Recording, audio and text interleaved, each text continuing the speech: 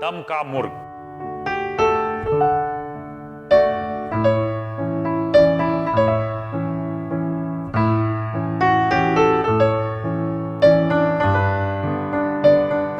My name is Chef Harpal Singh Sokhi and I'm going to show you one of my favorite dishes which I learnt from the Begum Mumtaz Khan of Hyderabad.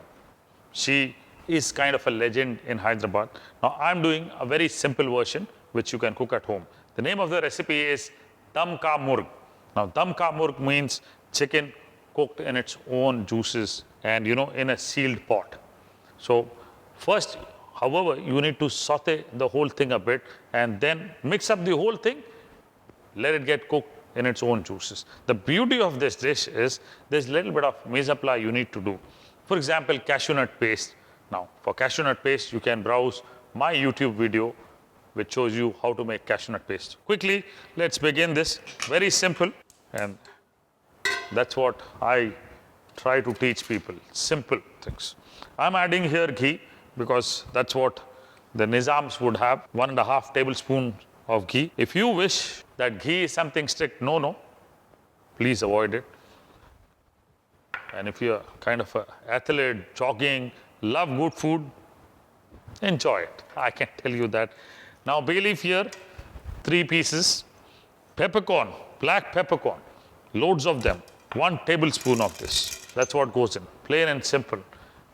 Peppercorn, bay leaf, and let this heat up a bit so that kind of extract flavors of peppercorn and bay leaf. Very nice and subtle recipe. Not too many spices, but nice and rich. When it gets heated up, say roughly about a minute, that's when you start getting the flavors and fragrances of bay leaf, peppercorn. That's the time I'm going to add the chicken. Sauteing this in clarified butter, ghee, so that you get great taste. Now the chicken is sauteed well, colored well. Quickly, few things that go into this. Ginger, garlic and green chili paste, 2 tablespoons of this. Now what you need to do for this is, I'll tell you, you need to take 5-6 garlic pods, 1 inch of ginger and around 3 green chilies. Okay, grind them to a fine paste and use it. That's what I've done here. So this is gone in, saute this for some time, will not take much of a time. I just want the raw flavors of ginger and garlic to just go away. So that's beautiful. Ginger and garlic sauteed for about 2 minutes, not more than that. Now all the ingredients go in quickly. I've got some cashewnut paste, roughly about 2.5 to 3 tablespoons. Actually 3 tablespoons of cashewnut paste. 3 tablespoons would mean 1/4 cup of cashew nuts ground to a fine paste. You can see that on my YouTube video, how to make cashew nut paste. That goes in. 2 onions I've sliced and browned them. And for this, you can watch again my videos of how to brown onions. That goes in. Some more stuff in here. Salt to taste, my energy, the energy of food. Namak shamak, that's the way you need to do it. So salt to taste in here. Some green cardamom powder. 1/4 teaspoon of that. And then I'll add about 1/2 cup of yogurt, fresh cream, 1/4 cup, nice and rich, meant for the Royal Nizam of Hyderabad.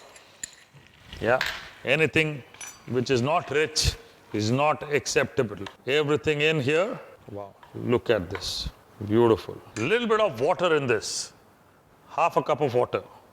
That's it, just to make sure that you get the right consistency of gravy, which can be adjusted later also. So now, cover this. This is optional. If you want to do this at home, you can do this. In hotels, we definitely do this, but at home, if you want to do it, I still say you can do this, because at homes, it's a little bit of economics that works. So that's very important for us to know, and I believe in that. So this is an option. You can cover this lid and keep cooking. Now this, why I'm doing is, as we say, dum ka murgh, okay? Sealing this whole thing up so that the steam, the juices, everything remain intact, cooked in its own juices. Now what I'm going to do here is also close this, as there's a small vent in this vessel. Close that also. So all done on high flame for about 2 to 3 minutes.